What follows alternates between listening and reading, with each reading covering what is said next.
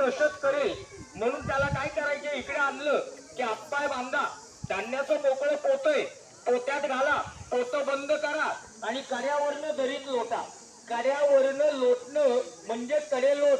सगळ्या मोठ 3,500 फुटावर आपण उभे, सगळ्यात उंच जागा आहे. और राजांच्या काळात एवढ्या कठोर शिक्षा होत्या म्हणून स्वराज्य घडलं.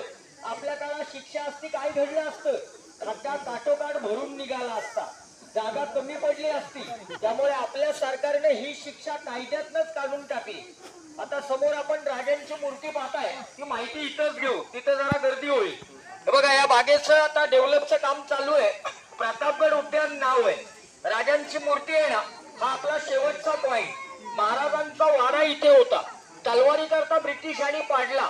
राजे राहत होते, काहीतरी आठवण हवी आहे. इंडिया गव्हर्नमेंटनं मूर्ती उभी केली. आपल्याला असं कोणी विचारलं भारत स्वतंत्र झाला आणि महाराष्ट्रामध्ये राजांची पहिली मूर्ती कुठं बसली, तर ती ही आणि इथं प्रतापगडावर.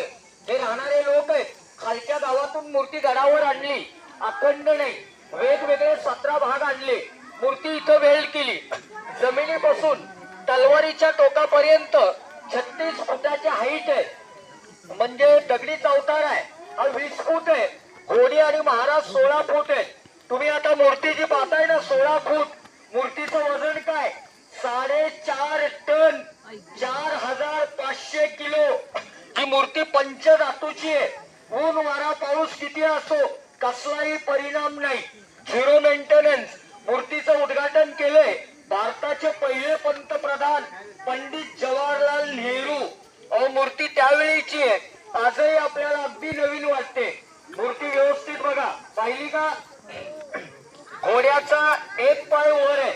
अर्थ असा आहे, या घोड्यावर जो राजा जो योद्धावर बसलाय त्याचा मृत्यू त्यावेळेस आजारात झालेला आहे.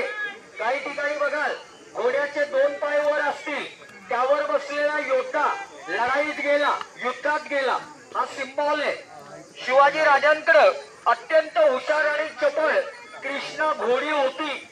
महाराज घोडीवर स्वार आहेत, राजे घोडीवर स्वार आहेत, हातामध्ये तलवार आहे आणि चेहरा अफजल खान कबरीच्या दिशेने ठेवलाय. मूर्ती असं बसवायच्या मागचं कारण एकच आहे की राजे खानाला सांगतायत या कबरीतून जर वर उठलास तरी त्याच कबरीत गाडायला आजही मी तयार आहे. चला या इकडे.